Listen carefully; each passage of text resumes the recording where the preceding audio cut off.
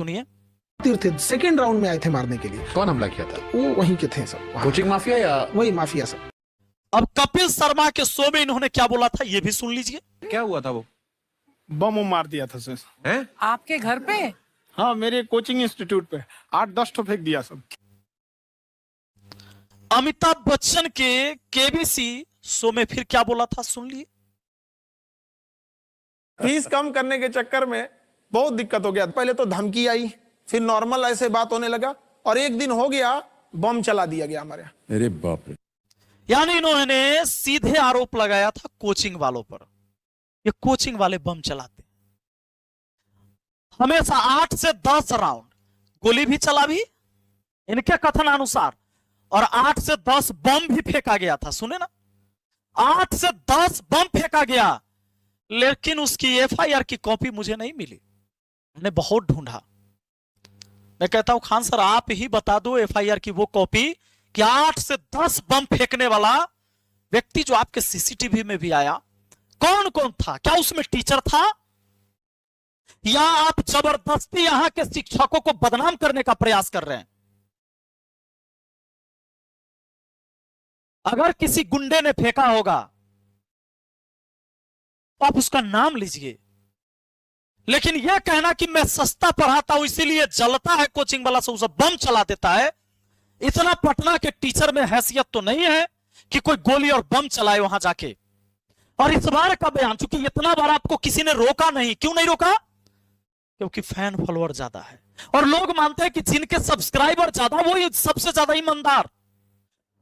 तो बिहार में दूसरा सबसे बड़ा ईमानदार मैं हूं,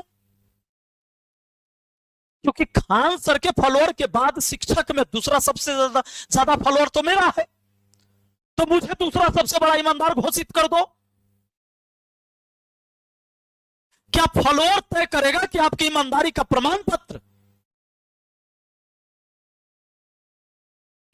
इन 3 जगह किसी ने नहीं रोका, क्योंकि अगर किसी ने रोकता तो उसको गालियां पड़ती। क्योंकि हमारा तो दुर्भाग्य है, हमारा देश का ही दुर्भाग्य है कि किसी को या तो हम देवता मानते हैं न तो किसी को हैवान मानते हैं। कभी हम राम रहीम को भगवान मानते हैं फिर उसको हैवान मानते हैं, कभी आसाराम को पहले हम भगवान मानते हैं फिर उसको हैवान मानते हैं। उसकी गलती मिल जाएगी तो हैवान है और नहीं तो वो देवता है। मैं कहता हूं हाथ जोड़कर इंसान को इंसान रहने दो, इंसान से गलतियां भी होती है, उसके गलती पर रोको उसे और उसका सच्चाई में साथ दो उसे, चाहे वो कोई भी हो, अगर कुछ बदलना चाहते हो तो। यहां नहीं रोका। आज मीडिया में फिर से उन्होंने क्या बयान दिया? उस दिन लड़ाई किस चीज के लिए होता है आप जानते हैं, पटना के जो भी स्टूडेंट हैं इन सबको पता है, बैनर पोस्टर लगाने का। सबसे ज्यादा बैनर पोस्टर किसका लगता है? खान सर से ज्यादा किसी का नहीं लगता, क्योंकि इतना बड़ा साम्राज्य किसी के पास है भी नहीं। कोई बेचारा कोचिंग वाला 20,000 50,000 महीना कमाता है, अपना परिवार चलाता है, कोचिंग चलाता है, 5,000 प्रचार में खर्च करता है, बैनर पोस्टर लगाता है अपने सामने।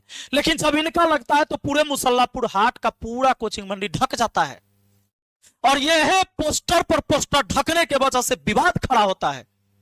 रोशन आनंद सर का बोर्ड ढक गया और इन दोनों की रंजिश पहले से चली रही थी।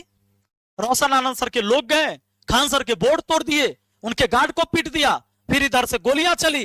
अब जब मीडिया आ गए तो खान सर ने सोचा लड़ाई झगड़ा तो होते रहेगा, एफआईआर होते रहेगा, एक बात रख देते हैं ताकि पूरे देश में फिर से लोग शिक्षा का देवता भी फिर से मुझे माने, हमें इंसान न माने देवता माने।